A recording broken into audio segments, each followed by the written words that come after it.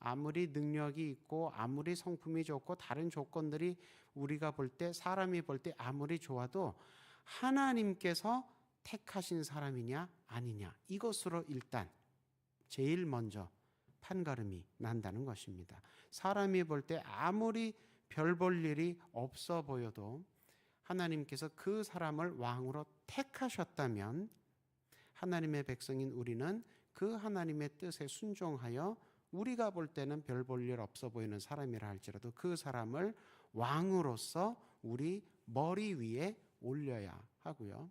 우리가 볼 때 그가 아무리 별 볼 일 없어 보인다 할지라도 하나님께서 택하셨다면 그 왕 앞에 우리의 머리를 숙여야 하는 것입니다. 처음에 왕정제도 이스라엘에서 시작될 때 사울이라는 사람이 왕으로 택함을 받았습니다. 하나님께서 보시기에도 좋았을 뿐 아니라 사람들 보기에도 참 좋았습니다. 그런데 그는 하나님 앞에 신실함을 지키지 못하여서 중간에 하나님으로부터 왕의 자리에서 패하심을 받고, 그 다음에 두 번째로 하나님께서 택하신 사람은 누구였습니까? 다윗이었습니다. 그런데 이 다윗은 사람들이 볼 때 볼품이 없는 어린 사람이었습니다. 하지만 그 이후에 진행되는 이스라엘의 역사를 보면 하나님께서 택하시고 부르시고 세우시고 붙드시는 사람이 결국 좋은 왕으로 역사에 기록이 되고 좋은 일들을 하게 된다는 것을 우리가 이 성경을 통해 또 확인할 수 있게 됩니다. 그런데 항상 문제가 되는 것이 있죠. 이 구약시대 이 당시 백성들에게도 그렇고 오늘날 신앙생활 하는 우리에게도 그렇습니다. 누가 하나님의 택하심을 받은 사람인지 그걸 어떻게 알 수 있겠느냐, 이것이 항상 문제입니다. 가장 빠르고 정확한 방법은 오늘 본문 같은 상황, 모세 같은 하나님의 뜻을 잘 아는, 하나님과 직접 대화하는 이런 모세 같은 큰 선지자가 있어서 그 선지자가 얘기해 주는 것, 알려주는 것, 이게 가장 빠르고 정확한 방법입니다. 사무엘 때도 그랬지요. 하나님과 가까운 선지자 사무엘이 사울을 찾아내는 데에 큰 역할을 하게 됩니다. 그러니까 그렇게 우리 가운데 모세 같은 선지자, 사무엘 같은 선지자가 있다면 누가 하나님의 택하심을 받았는지 쉽고 빠르게 알 수 있습니다. 그런데 매번 그렇지가 않지요. 그렇기 때문에 특히 장로교에서는 이 칼빈은 어떤 방법을 썼냐 하면 혼자서, 자기가 비록 종교개혁자였다 할지라도 칼빈은 혼자서 결정한 것이 아니고 회의체를 구성해서 하나님의 뜻을 찾아가자, 그렇게 제안을 했습니다. 그러니까 여러 기도하는 신앙의 사람들이 모여서 토론하고 투표를 통해서 하나님의 뜻을 찾아가는 것이지요. 그러니까 모든 토론과 투표에 참여하는 구성원들이, 신앙 공동체의 구성원들이 각자 기도해서 하나님께 응답받은 대로 토론 때 의견도 내고 투표 때 표도 행사를 하는 것입니다. 이렇게 모든 그 믿음의 공동체의 사람들 한 사람 한 사람이 다 작은 선지자, 작은 모세가 되어서 사람의 뜻이 아니라 하나님의 뜻을 함께 찾아가자. 이것이 칼빈이 가르쳤던 장로교의 정치 원리입니다. 그러니까 함께 기도해서 함께 하나님의 뜻을 찾아간 것이기 때문에 그 일의 결과에 대해서도 함께 책임을 져야 된다는 것이죠. 그래서 장로교에서는 이렇게 회의를 하고 투표를 할 때 기본적인 전제가 먼저 기도하고 모이는 것입니다. 모였을 때도 기도로 시작하는 것입니다. 그래서 기도할 때 나에게 하나님께서 어떤 마음에 감동 주시지 않고 응답 주신 바가 없다, 그러면 각자 신앙의 양심을 따라서 의견 내면 안 됩니다. 투표하면 안 됩니다. 왜냐하면 하나님께 응답받은 바가 없으니까요. 그러니까 장로교를 많은 분들이 민주주의라고, 우리가 투표 자주 하니까 민주주의라고 오해하시는데, 칼빈은 민주주의자가 아닙니다. 사람에게 주권이 있다고 생각한 적이 없습니다. 주권은 누구에게만 있습니까? 하나님께만 있습니다. 그 하나님의 뜻을 찾아가자는 것입니다. 어떻게 찾아갑니까? 기도하고 찾아가는 거예요. 근데 내가 모세가 아니잖아요.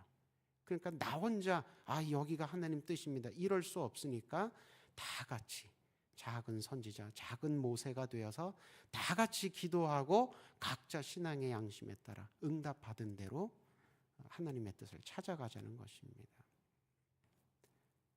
근데 모세 때는, 지금 신명기 때는 다행히 모세와 같은 큰 선지자가 있었습니다. 그래서 그 모세를 통해서 오늘 본문 보니까 좋은 왕의 조건이 설명되고 있는데, 이 좋은 왕의 조건들은, 하나님을 통해서 우리가 배우게 되는 이 좋은 왕의 조건들은 동시에 어떤 대상자가 이런 왕이 될 만한지 기도하면서 찾을 때, 심사할 때 그 기준도 되는 것입니다. 그러니까 하나님께서 나는 이러이러한 왕이 좋다, 이 말씀은 결국 뭡니까? 하나님 백성인 우리가 그런 사람을 왕으로 찾아야 한다라는 뜻입니다.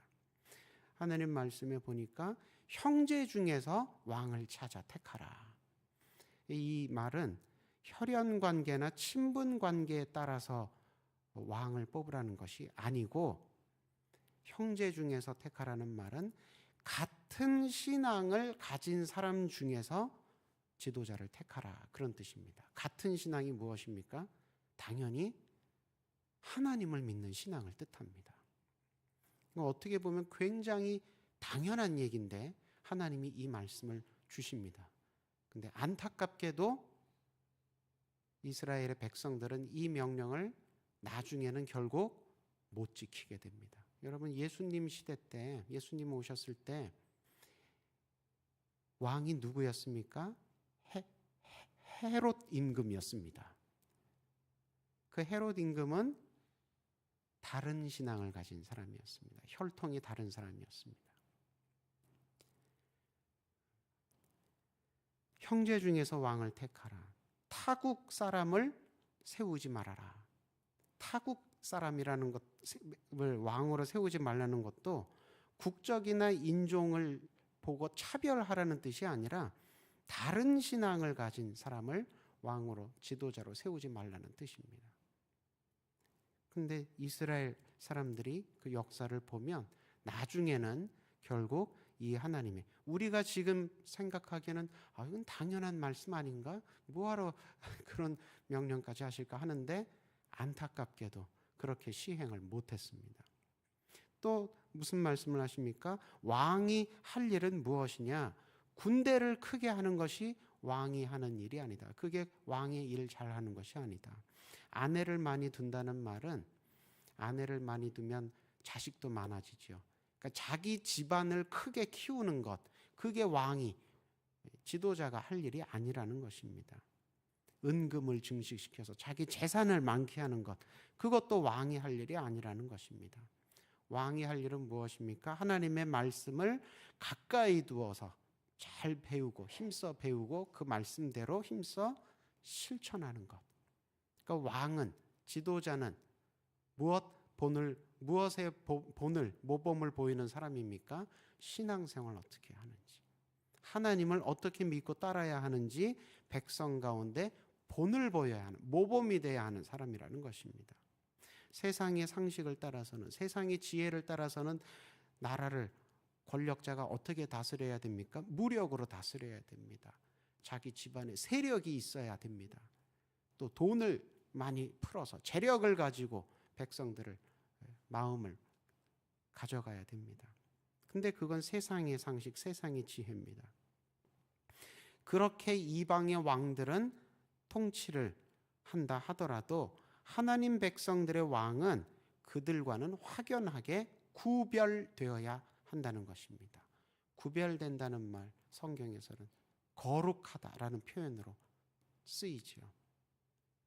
그러니까 하나님 나라, 하나님 백성을 다스리는 하나님 나라에서 세워지는 하나님께서 세우신 왕은 거룩한 백성들을 거룩하게 다스려야 한다는 것입니다. 다른 누구보다 가장 잘 하나님을 편들어야 한다는 것입니다. 다른 누구보다 하나님의 뜻대로 살아가야 한다는 것입니다. 하나님으로부터 멀어지는 방향이 아니라 하나님께 가까워지는 방향으로 백성들을 이끌어야 한다는 것입니다. 하나님 보시기에 좋은 왕정 제도는 하나님께 부르심 받은, 세우심 받은 왕 한 사람만의 사명이 아닙니다. 그 왕 한 사람만의 의무가 아닙니다. 그와 함께하는 하나님의 백성 전체의 사명이고 의무입니다. 왕과 백성이 함께 하나님 보시기에 좋은 왕정 제도를 이루어가야 한다는 것입니다. 리더십만 중요한 것이 아니라 멤버십도 중요하다는 것입니다. 세상 사람들은 어떻게 합니까? 최대 다수의 최대 행복만 이루어진다면, 그것만 달성할 수 있다면 신앙이 달라도 괜찮다. 그런 사람 왕으로 세웁니다. 또 그 왕이 교만하여서 하나님보다 자기를 앞세우고 자기를 높여도 능력이 있으니까 저럴 수 있다. 눈 감아주면서 그 왕을 뒤따릅니다. 왜냐하면 그를 뒤따를 때 나에게 이익이 생기는 것들이 많아지니까. 세상에서는 그렇게 합니다. 그러나 그렇게 하나님의 백성들이 한다면 그런 왕도, 그런 백성도 다 하나님 보시기에는 좋지 않게, 선하지 않게 된다는 것입니다. 왕은 백성을 이끌고 백성은 왕을 떠받칩니다. 그래서 왕과 백성 둘 다 함께 하나님이 왕을 부르시고 세우시는 진짜 왕이시라고 왕과 백성이 다 하나님을 진짜 왕으로 인정하고 섬기며 순종해야 합니다. 그래야 이 땅 가운데 우리가 사는 현실 속에 우리나라에 하나님의 나라가 이루어집니다. 하나님은 오늘날도 크고 작은 왕들을 시마다 때마다 부르시고 세우셔서 하나님의 일을 맡기십니다. 요즘은 왕정제도 안 쓰죠. 지금 우리는 공화정 제도를 쓰고 있습니다. 백성들이 투표를 통해서 국회의원도 뽑고 대통령도 뽑고 구청장도 뽑고, 요즘 시대에는 왕이라는 직책은 없지만 그러나 하나님께서는 지금도 크고 작은 지도자들을 택하셔서 하나님의 일들을 맡기십니다. 우리들이 오늘 하루를 살아가는 동안 하나님께서 하나님의 백성들을 위해 누구를 하나님 나라를 위한 크고 작은 지도자들로 택하셨는지 기도하면서 알아볼 수 있어야 됩니다. 그래서 그를 주의 이름으로 우리가 도와야 합니다. 그래서 작더라도 잠시라도 하나님의 나라가 우리 가운데에서 이루어지는 체험들이 우리의 신앙생활 가운데 반드시 있어야 합니다. 그렇지 못하면 관념적인 신앙생활밖에 하지 못하게 됩니다. 현실적인 신앙생활 속에서는 하나님의 뜻이 어디 있는지 나는 도통 모르겠어. 어디로 가야 할지 모르겠어. 자꾸 그런 반복만 하게 되는 것입니다. 기도한 대로 삶 가운데 이루어지려면 우리가 하나님의 뜻을 잘 알고 분별해서 하나님께서 세우시는 사람들을 도와서, 그래서 실제로 우리가 우리의 삶 현실 속에서 하나님의 뜻이 이렇게 저렇게 이루어져 가는 것을 체험해야 한다는 것입니다. 작더라도 잠시라도 그런 하나님의 나라의 모습들이 얼핏 우리 삶 가운데 보여야 한다는 것입니다. 하나님의 나라가 그렇게 우리 안에서 먼저 이루어질 때 우리 밖으로도 하나님 말씀대로 살았더니 이러이러하게 하나님 나라가 맛보아지고 체험되더라 전할 수 있게 되는 것입니다. 우리 안에서 하나님 나라가 모습이 나타나지 않으면 우리도 신앙생활 하기 힘들어지고 바깥에도 전할 내용이 없어지게 되는 것이죠.